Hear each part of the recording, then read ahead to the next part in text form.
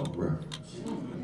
400 years later, it's time to do some assessing where we came from. While Alabama, Georgia, and South Carolina, and Mississippi take the hits, the real trade market for commerce and cotton was New York, the port of New York.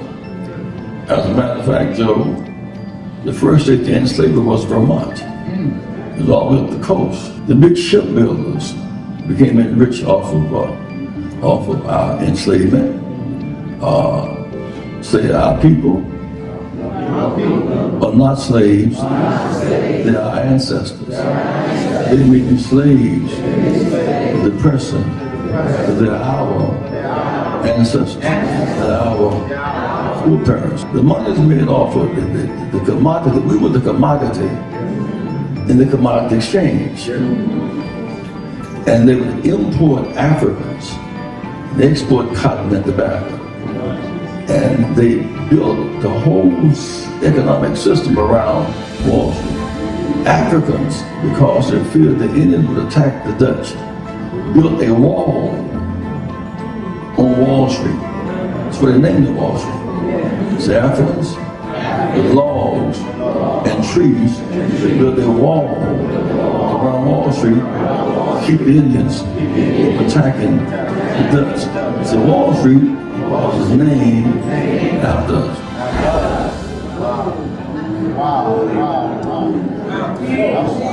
There's a burial ground on Wall Street, which we should all visit. Those are our foreparents. At some point, they moved us to the other end of Manhattan, which is Harlem. So we are on the same island as Manhattan. Manhattan, Harlem, Wall Street, on the same island. Harlem is right down the road from Wall Street. That's interesting that most of our leaders who argued different cases never quite got to march on Wall Street. That was Reverend Jesse Jackson speaking at National Action Network's House of Justice in 2020, saying that we'd ignored dramatizing, putting the spotlight on the economic inequalities, the economic issues of this country by never having marched on Wall Street en masse. Well, on August 28th, 5 years later, we're going to do just that.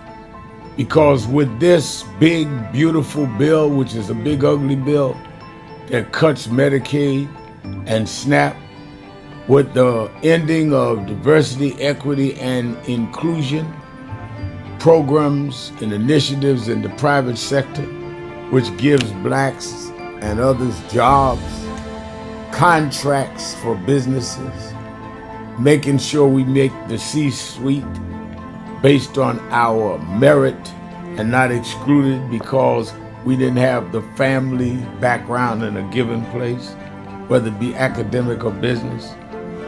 The people that benefited from that are the ones on Wall Street that deal with the stock markets, that deal with the Dow Jones, that deal with making trade off of the decisions of those that supported the Trump initiatives in this area. So we are not this year going to Washington on the anniversary of the March on Washington.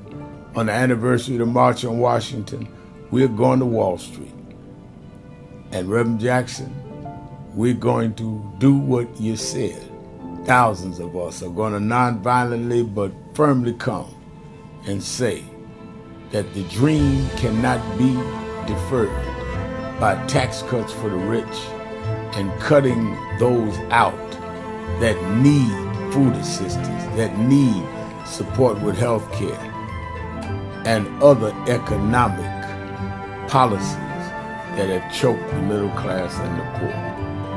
August 28, 2025, go to www.nationalactionnetwork.net, get the details. Meet us 10 a.m. at the African Burial Ground and be ready to march. Buses are coming from all over the country.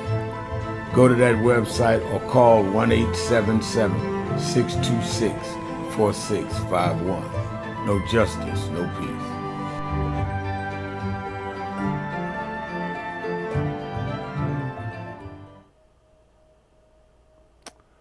Welcome to the Gilchrist experience.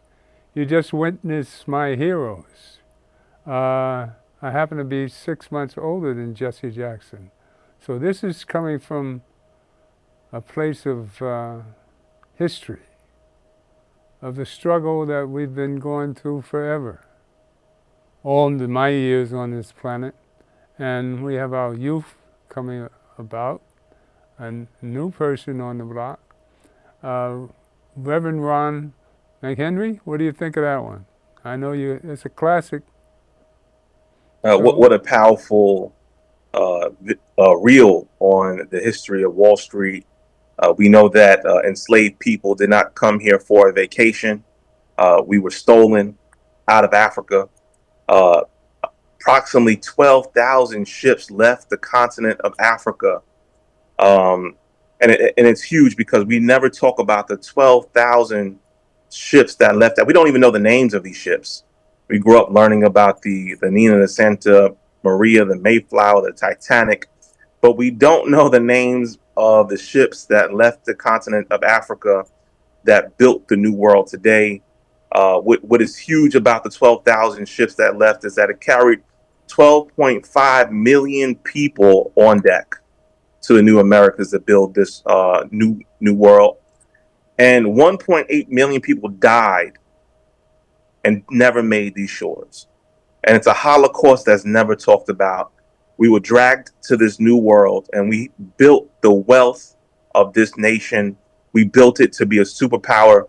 So in the 1700s, 1711, when we're talking about Wall Street in particular, which is the financial, what is it, foundation to this country, the New York City Wall Street and was also the primary place where people were sold, people were rented out. Again, this was on Wall Street and Pearl Street, and enslaved people were lent out as loans, and we were trafficked, and we couldn't build assets because we were the assets. And today, well, how does that trickle down to today? We see banks at the time that benefited, like J.P. Morgan and Chase, New Life, Aetna. They made loans to plantations based off slavery. They issued people out to these properties. They financed the cotton trade. They made tons of money on slave labor. And so when we talk about the infrastructure of this country, it is built on our backs. We made Cotton King, which made this country the superpower that it is in the world. And Wall Street was the banker as we made the money. And so we are going to march on Wall Street. Why specifically in this time? They are now legalizing discrimination by getting rid of affirmative action, this Supreme Court, and getting rid of diversity, equity, inclusion programs that were put in place because of discrimination. So, as you heard Reverend Jackson and Reverend Sharpton say, we need to do something about it. And now is the time, as we're seeing all these rollbacks to civil rights. You can call 877-626-4651. You can email hoj@nationalactionnetwork.net. You can go to the website, nationalactionnetwork.net, and sign up there for the March on Wall Street. You can call 877-626-4651 if you are looking to volunteer during this demonstration. It is important that we, as a people, make some noise.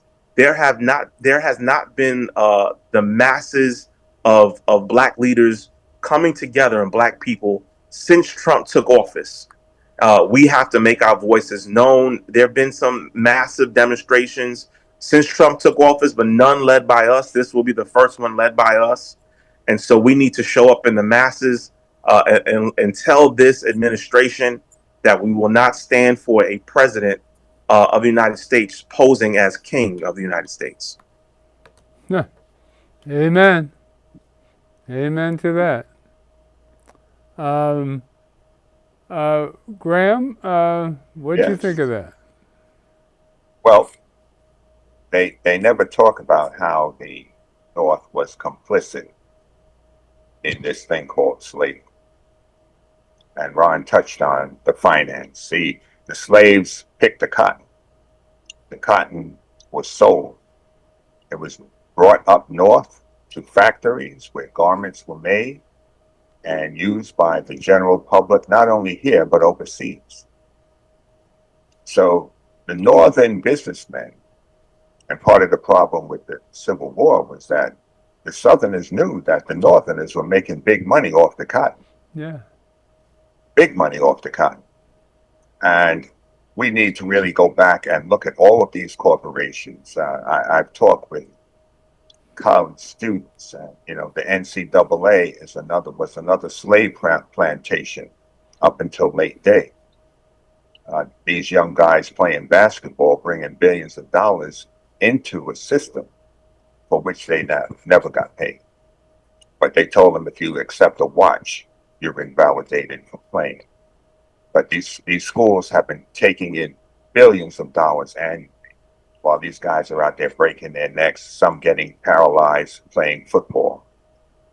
Georgetown University, I think it was in 1832.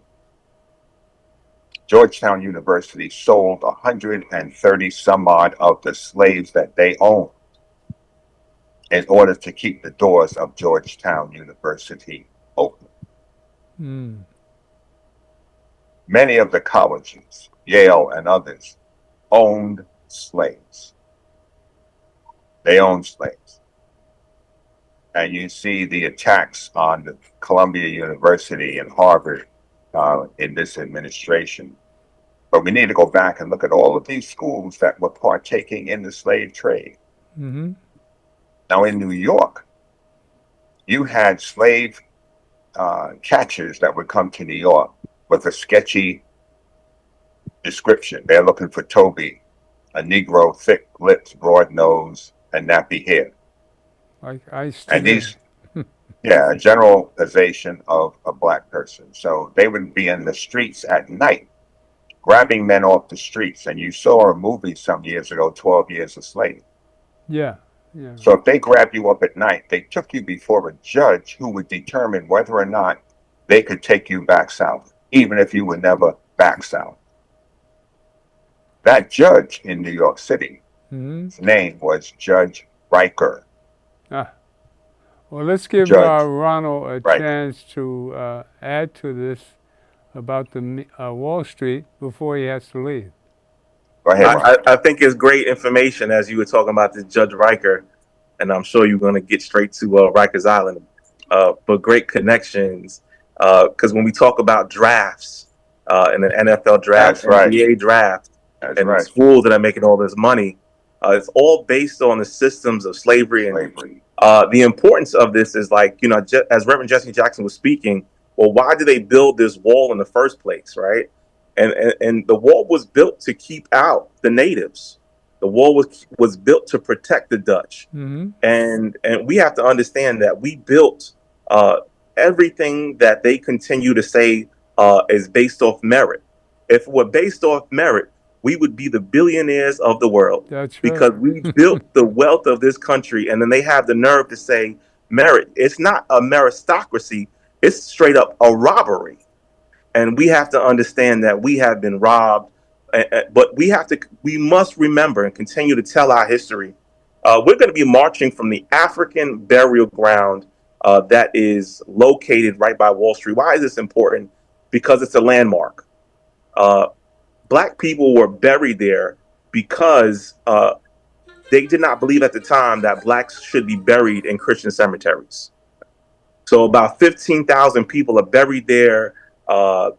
Some of them enslaved, some of them not. But it is a monument to us as they continue to try to erase our history, as they continue to say that they built the wealth of this nation. A strong reminder that we built it, and you're just standing on what we built. As a matter of fact, if we weren't around, you wouldn't be so high and mighty. So we're going to go and march from the African burial ground, and we are going to speak truth to power. We're going to march in the thousands, letting this administration know that we won't go back, that we're here to fight, and that we know our history, and that you cannot ban what we know. And so we're asking for everyone to come out and join us. It's Thank you, interesting. Ron. We were here before so many other groups, immigrant groups that came here. And they lord themselves over us as Americans. Right. We saw this young police officer who was murdered just 2 days ago.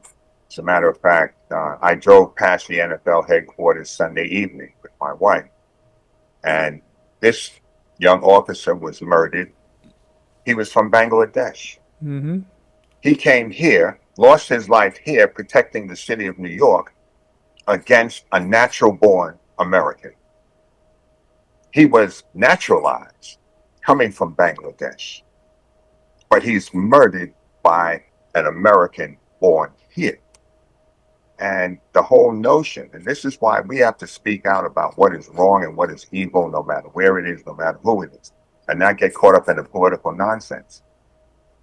This young man who has a wife and a third child on the way is gone. Just to keep in mind the importance of migrants, immigrants, the people that work and do the sweat and have always done the sweat labor in this country. And I know, Winston, you played the interview with Martin Luther King back in 1967 when he broke down the financial structure of this system and how they took land from the indigenous people and gave it away to the poor white people that came here with absolutely nothing. They gave a system of welfare to white people. They got the land, and they'll sit and tell you, you need to pick yourself up by the bootstraps, and you need to work hard, you need to earn. But the Europeans were brought here. Serfs were brought here, and land that was stolen was handed to them, and they'll sit here today and talk to you about what you're failing to do. Yeah. That's the that's the crime. I was thinking as you us as a race of people. We're always put in the last place. Whoever comes here seems to get better footing than we, the people that built this country. And they really are the spiritual people of the planet. I talk like that all the time. But, you know, it's going to come. The spiritual people are going to stand up to all this nonsense that's going on, especially ICE and their gangsters. Plain and simple. Deuteronomy chapter 28. You don't have a Bible, go get it and read chapter 28 of the book of Deuteronomy. Genesis, Exodus, Leviticus, Numbers, Deuteronomy. It's the fifth book, the Pentateuch of Moses. Read the writings of Moses, and you will understand why what is happening to our people. There was a warning given, and we did not heed the warning. Reverend I'm not going to tell you what it is. Go read it for yourself.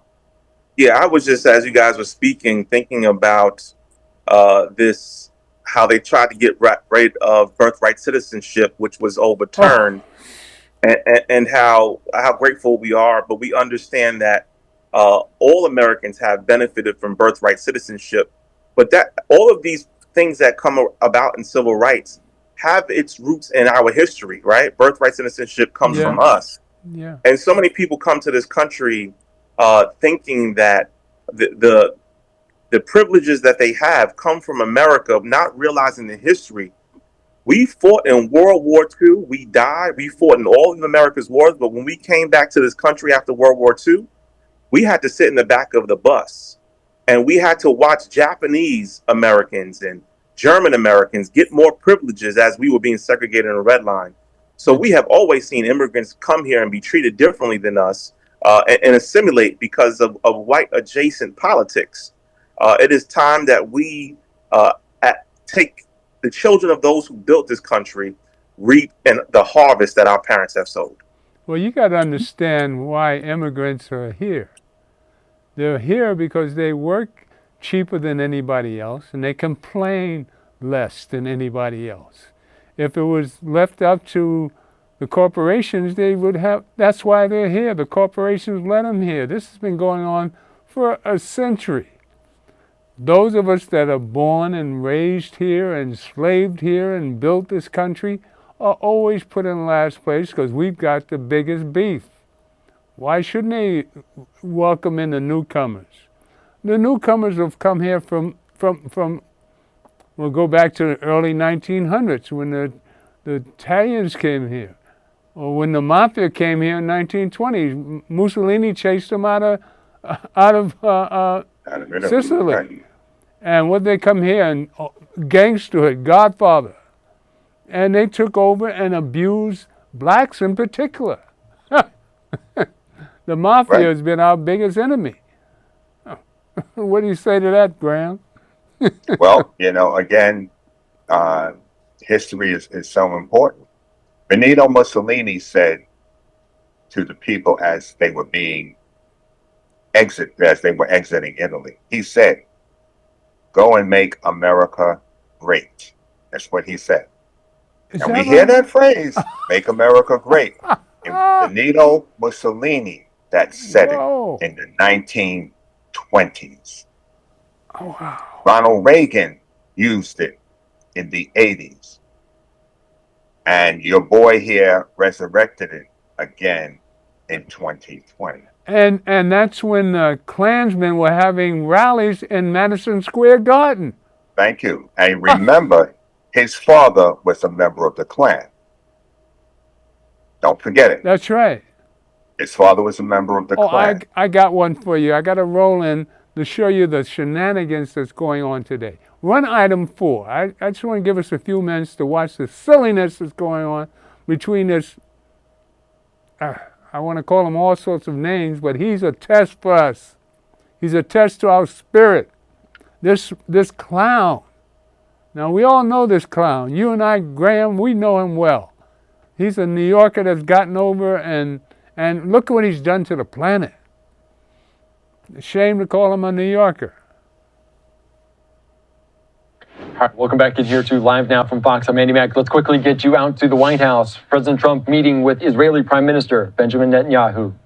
And we're going to have a lot of great results, so it's great to have you. Thank you very much. Thank you. I want to express the appreciation and admiration not only of all Israelis, but of the Jewish people and many, many admirers around the world for your leadership of the free world, your leadership of a just cause, and the pursuit of peace and security, which you are leading in many lands, but now especially in the Middle East. We have great opportunities. The President has an extraordinary team, and I think our teams together make an extraordinary combination to meet challenges and seize opportunities. But the President has already realized great opportunities. He forged the Abraham Accords. He's forging peace as we speak in one country and one region after the other. So I want to present to you, Mr. President, the letter I sent to the Nobel Prize Committee. It's nominating you for the Peace Prize, which is well deserved, and you should get it. Thank you very much. This I didn't know. Wow. Thank you very much. Thank you. Coming from you in particular, this is very meaningful. Thank you very much, baby. Thank you. Thank you for everything you're doing. Thank you. It's a great honor.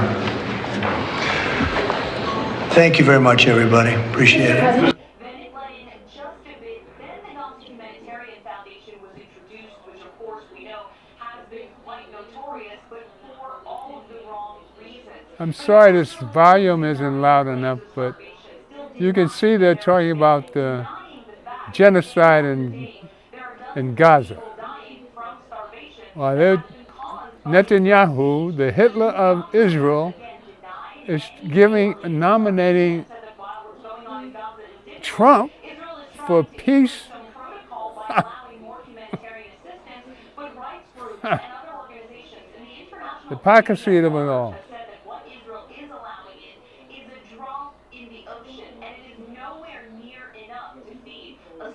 Population of more than 2 million people. Many thanks for your report. You have that first slide in a moment. The hypocrisy of it all. That's why I showed it. Now, now this genocide has been going on, the starvation has been going on for 3 months now. Now, you got Netanyahu claiming there's no starvation. I've got a clip on that too, but we're not going to play that. These men are the biggest hypocrites on the planet. Imagine Netanyahu sending a letter to the council for Trump to receive a Nobel Peace Prize. What does that do to you? What does that do to our spirits? What say Well, ye, Graham? it doesn't do anything to my spirit. You got to understand the players. Netanyahu is a wanted man.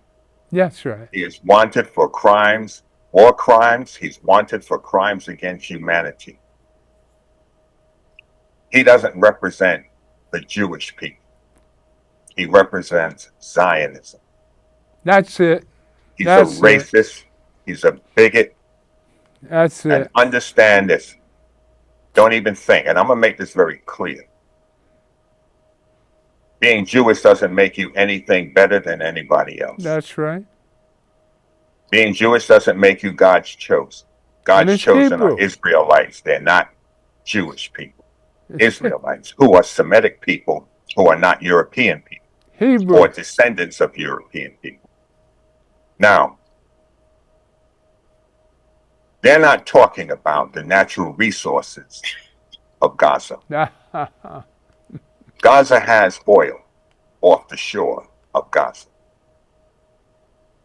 Gaza has natural gas under the ground. And understand that this son of a beep, beep, beep continues his bombing raids because he intends to have no building standing that a Palestinian can live in. And remember, you heard Trump talk about the Riviera of the Middle East. That's it. These devils intend to steal like they always do wherever they go. That's it. The Palestinian people are suffering. They're being murdered in a complicitory manner involving the United States. All right? The U.S. has their hands in the pot. But Netanyahu is wanted for war crimes in the world court. When he travels, there are certain countries he cannot fly over because there are warrants for his arrest. There is no way that that group could have staged that attack almost 2 years ago, and the Israeli government did not know about it. When we were in Abu Dhabi, we passed a building and we were informed that that building monitored all of the cell phones in the United Arab Emirates. The company in charge of that operation was NOS, an Israeli company. They come from Israel. There's no way in the world the people of Gaza could have been planning something and using telecommunications, and the Israeli government did not know about it. Well, Netanyahu is supplying Hamas money for years to make sure he kept the PLO out of authority. He sabotaged everything there, and he let that attack October 7th happen. Like you're saying, that they knew it was coming. And remember, they had been marching against him for 9 months. They were looking to put him in jail. That's it. And don't forget, they had detonators in the pagers that the Israelis sold to the people of Gaza. I have friends from Gaza. All right, that is South Africa East or South Africa North. That's what it is. And Netanyahu, the joke of him sending a letter to the committee for the Nobel Prize, they're not accepting anything from this murderer. They wouldn't consider. They throw that letter of reference in the trash. Look at what. But did you see the performance that we had to watch? Yeah, you see it.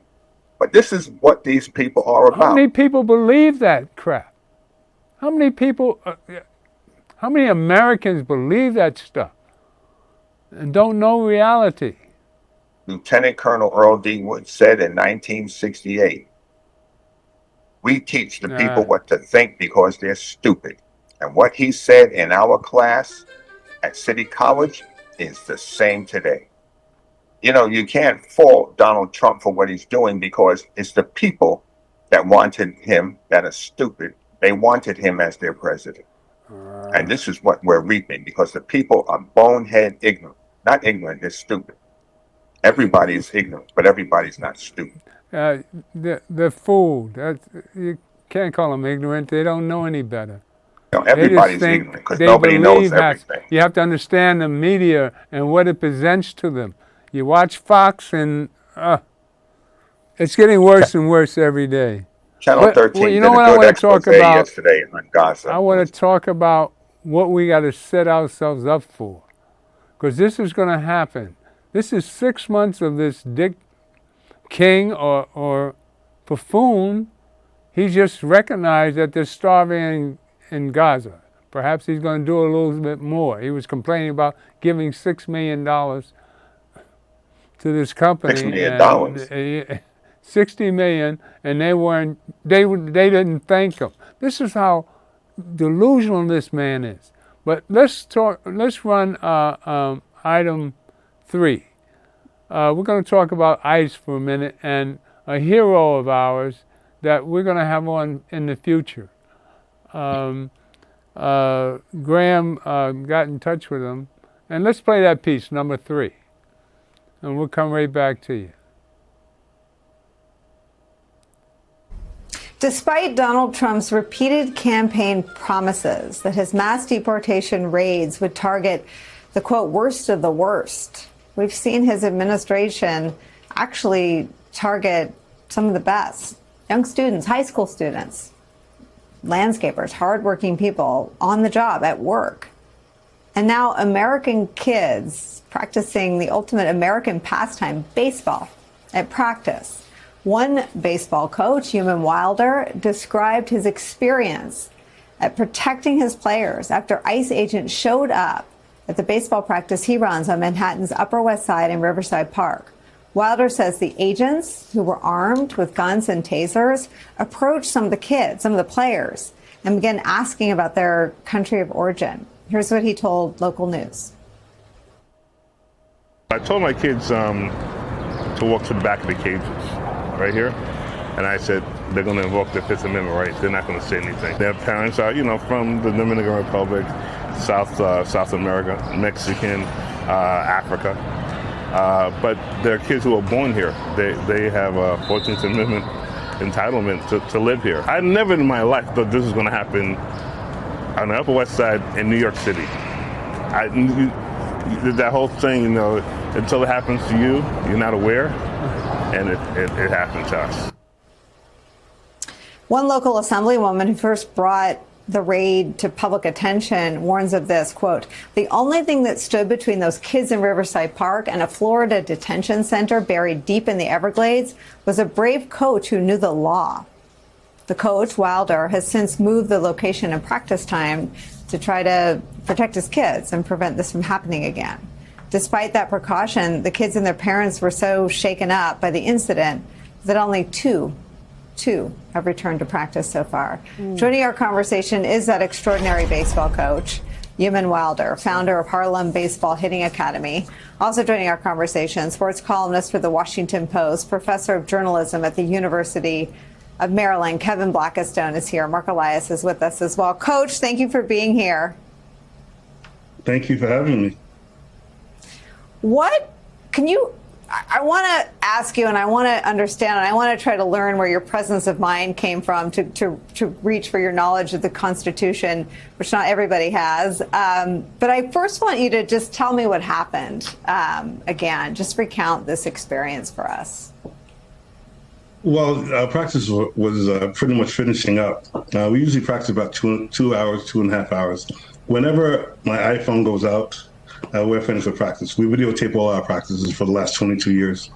So I went over to shoot some hoops because my kids were telling me how old I was and I couldn't shoot a hoop like Stephen Curry, which I can't. And I just saw these ICE officers walking. And I had seen them in Washington Heights. I had seen them in Dykeman, up where more Dominican kids and South American kids live. And when I turned, around to get the ball, and I turned around again. I saw them approaching my kids, and I just went over and I just heard them stating, "Where you from? Where your parents from?" And I just stepped in and said, "This is very inappropriate to ask these kids anything." And I said, as a person who's supervising them, I'm just going to have them implement their Fifth Amendment right and not say anything to you. What did the agent say when you confronted them and said these kids have rights, and you got between the agents and the kids? Yeah, his wonderful words were, "Oh, another YouTube lawyer." What did they do? Did they leave? I mean, were they ultimately persuaded to leave the kids alone? No, they kept changing the goalpost. It became a thing. If they have nothing, the old thing. If you have nothing to hide, you should see. Just trampling the Fourth Amendment right. Didn't really care. The whole thing came up like, I don't care what you say. I don't care what the law says.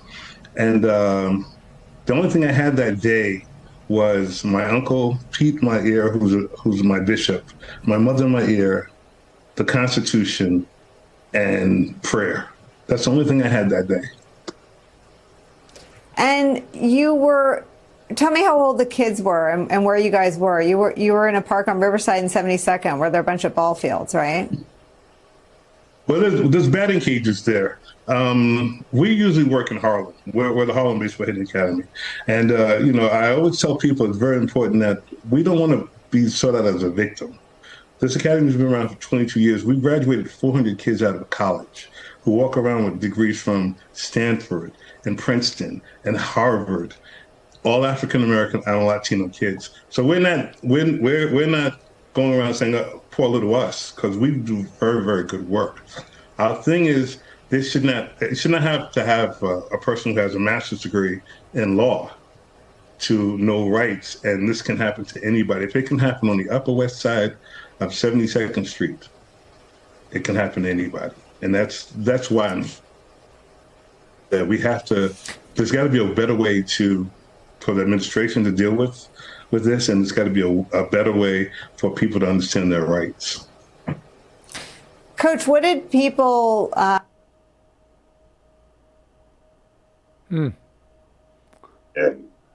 That's a good story. That's so powerful to me. I mean, to think anybody knowing that area, of all the places in the world, 72nd Street and Riverside Drive. I mean, that's golden territory. I mean, what are they doing down there? Well, they're just going anywhere. They don't care where they go, who they grab. Just anybody they don't. We're lucky he's a big guy and he probably intimidated them. But there are situations where that doesn't work with these guys. Because these guys don't care. They don't care anything. They don't care about the money they're making. They're masked. They're gangsters. That's all they are. Proud Boys that were pardoned by Trump. The money that this guy has pumped into ICE, the notion that law enforcement officers can be masked. Yeah. No. Yeoman Wilder did a fantastic job. And I'm looking forward to him being on the show next month. A very humble man. But he realized that these young boys, he was the father. All right, he was the surrogate father for those boys. Right. The he coach was not going to allow these guys to intimidate them. And you got to remember, a lot of this is psychological. Yeah, of course. But he knew the law, and I'm sure he's better educated than the ICE agents that they have out there. Yeah. And the boys, likewise, responded to the instructions he gave them as their coach and surrogate father. And because of that, they're doing well, And he did mention they have sent over 400 young men through the top colleges in the country. We are going to follow up on this story and have. But you know what, Graham? You know what strikes me so bad about this? We're lucky these kids were fortunate to have somebody with the way of it all. Why does he have a Absolutely. master's in law and had the way of it all to challenge them properly? Right. I mean, you can be right as hell nowadays and they still snatch you. That's what's Right. been Absolutely. happening. So, I mean, I can't wait to hear him in person. Mm. He's an inspiration, I mean, to me. I mean, just to think that I would hope that if a situation happened to me, I would know how to stand up. I know Well, one thing that bothered him, he said, was that all the people in the area just walked away. Scared. Everybody. Yeah. Scared. And you have to understand, this is a tactic that they're using, intimidation. And this is something that the bully likes to do. He thinks he can intimidate people. And I'm sure that he has never had a real fist fight in his life. Probably. Right? But he's using these tactics because of his position. And this is a serious problem because he and the other demonically inspired people around him. Graham, after he's gone. you know well that these guys that are wearing masks are thugs and hoodlums, and they like beating and torturing people. That they're doing something they love to do. They brought a guy nobody back else could last do week. things like that. Yeah, they brought a guy back from Venezuela or somewhere last week who was convicted of a triple homicide. They brought him back, and he's in a press conference with the Secretary of ICE or whatever it is, And you got to remember, don't forget, he pardoned all these people from the January 6th riot. Right. And some of those people, I'm definitely sure, are working for ICE. One of them is running for the U.S. Senate. So the door that this man opened, it is a cancer that has now spread through the entire governmental structure. So we have some serious problems because it's not him, it's now thousands of people. And like we said, we were telling people about Project 2025. That thing is rolling out at 100 miles an hour. It's worse than that. It's worse than that. It's really going to impact all of our lives, even after he's gone. And ICE got $70 billion to play with. $70 billion to play with? To hire gangsters to snatch people off the street. I mean, what's happening to us? That's scary. But we got to stand tall. Don't be scared. Do the best we can. They want people to be scared. Don't be scared. Well, we got to do something about it. We got to do the best we can. We got God on our side, and that's the only. We have to have faith in ourselves and boost ourselves up. Because we're the powerful people of the planet. Look what we've been through already. This is chump change. In comparison, we're talking about slavery. We're talking about, it was worse than this. But I don't know, never had, I don't remember when we've had such buffoonery here in America. I don't think we've had, these clowns that are running the government, I don't know how anybody is putting up with this. The Democrats, they just, you see the lawyer they approved of being a federal judge of yesterday? Bobby. Yeah. So you can be anything and work in this administration. That's it. And keep in mind this thing with that guy Epstein and all of this stuff that the Deputy Attorney General goes to meet with her. That's a joke. When Trump talks, you know he's lying. And he said, I don't know. I know I have the authority to do it. I haven't thought about it. Listen, when this man died, you cannot be on a suicide watch and the correction officer is sitting in front of your cell and you hang yourself. No. When a person attempts to commit suicide the first time, they put that inmate on suicide watch, which means there's a correction officer sitting in front of that cell 24 hours a day, 7 days a week. How does a man hang himself when the officer is sitting in front of the cell. Secondly, the people, that island, I did a satellite look of that island that he owned. Airplanes can't land on that island, it's too small. So you had to go in by boat. He took a boat to get you to the little island. All of those people, every last one of them, and they don't want the names coming out. But remember who Trump is and what stock he comes from. His grandfather was in the sex trade. His grandfather ran a brothel in the Canadian Klondike in the 1880s and early 90s. Bring out the history. He prostituted women and children in Canada. Little young Trump's boys. grandfather. He made $500,000 by 1895. Imagine $500,000 in 1895. That much? He returned to his homeland of Germany. They wouldn't let him in. Well, he got in, but the king asked him, "Where have you been? You were supposed to be in service to the country. Go to the stockade and get your uniform." He said, "I don't want to do that." They don't want to serve any country. They want to make money, but they will not serve. He insisted on not serving. Ultimately, his appeals were denied, and the king exiled him out of Germany. The king was the grandson of Charlotte of Mecklenburg, who was the Black Queen of Germany. The Black Queen of Germany. And which is why Benjamin Franklin said, God forbid that the Scots and the Saxons got a foothold in this, as he called it, Great White Land in the 1770s. And this was not a white land in the 1770s. But he didn't want the Scots and the Saxons, who are now called Germans, here, because the Scots were black people originally. The Saxons were blacks. Africans had moved through Europe long before the notion of whiteness. So they didn't want any black people coming in. And ultimately, Great Britain whitened up the area by shipping the blacks, especially out of Scotland, which was founded by Scotta out of Egypt, 1600 years before Christ, moved them into Barbados. And that's why Barbados has a high literacy rate, because the people that were shipped to Barbados were not slaves. They were doctors, lawyers, architects.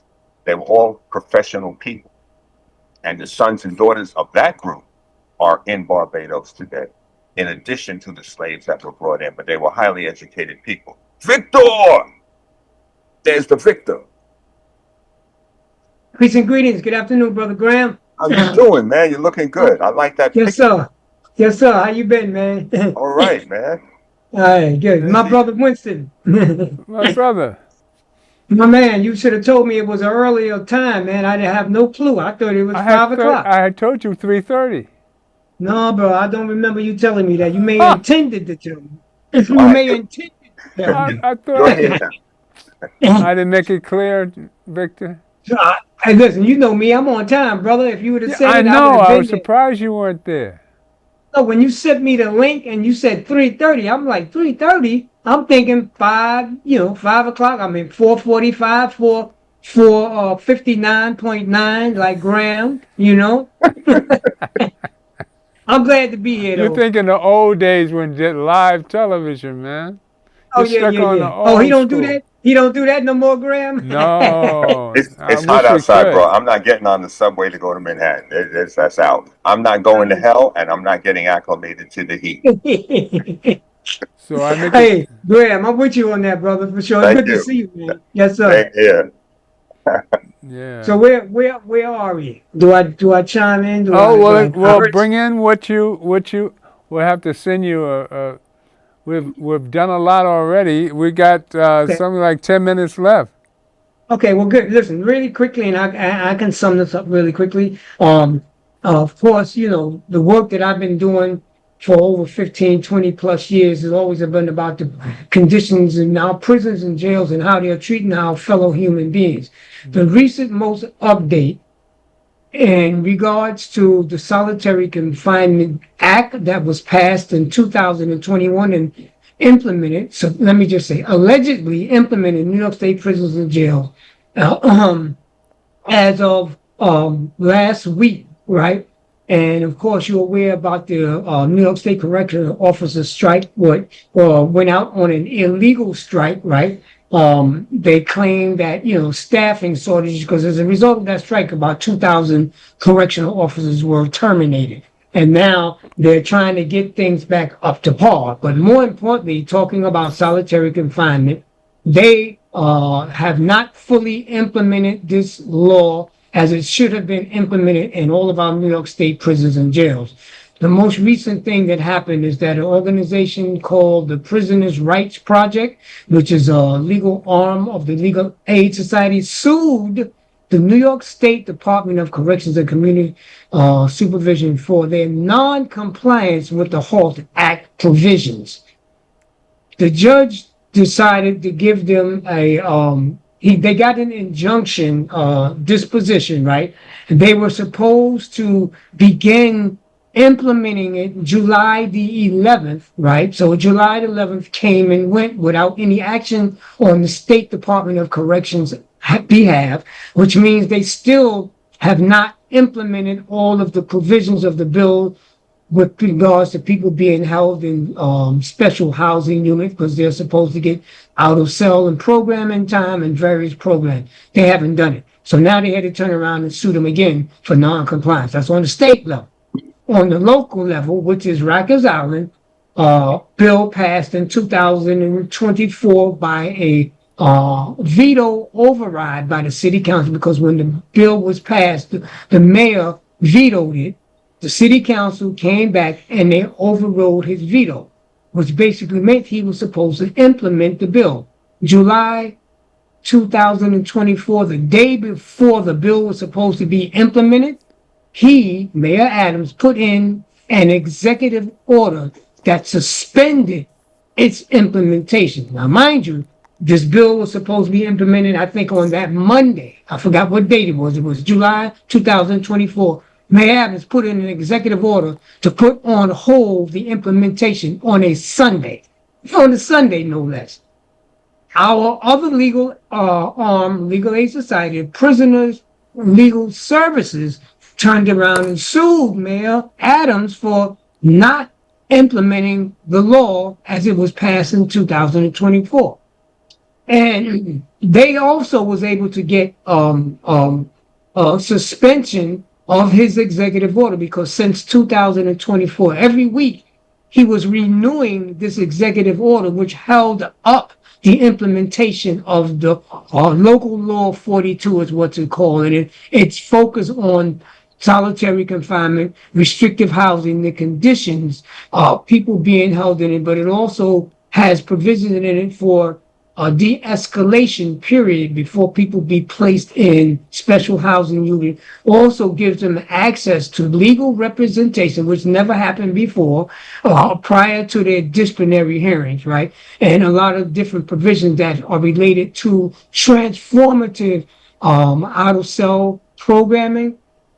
So they put that in. The judge sided with the Legal Aid Society and said, yes, Mayor Adams, one, did not have the authority to even introduce an executive order, which caused the delay of the implementation.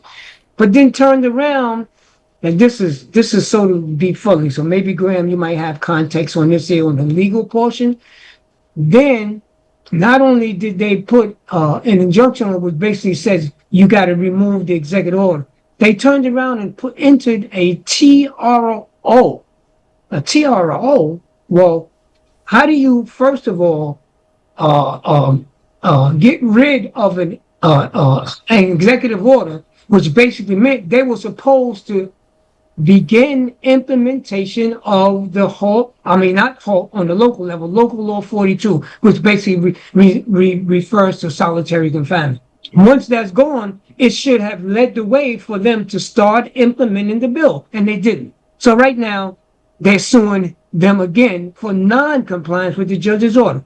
So all in all, short, in the state prison, they have not fully implemented the bill that was passed in 2021, and its implementation date was 2022. They still have not done that. On the local level, they still have not implemented the local law 42, which is a smaller version of the Hawk bill on the local level, and they still haven't done that. So now they had to sue them again. So state level, there's another lawsuit against them for non-compliance, and on the local level, there's another lawsuit against them for non-compliance. So that's the sum up of what's happening in the New York State prisons and jails, as well as what's happening on Rikers Island with regards to solitary confinement.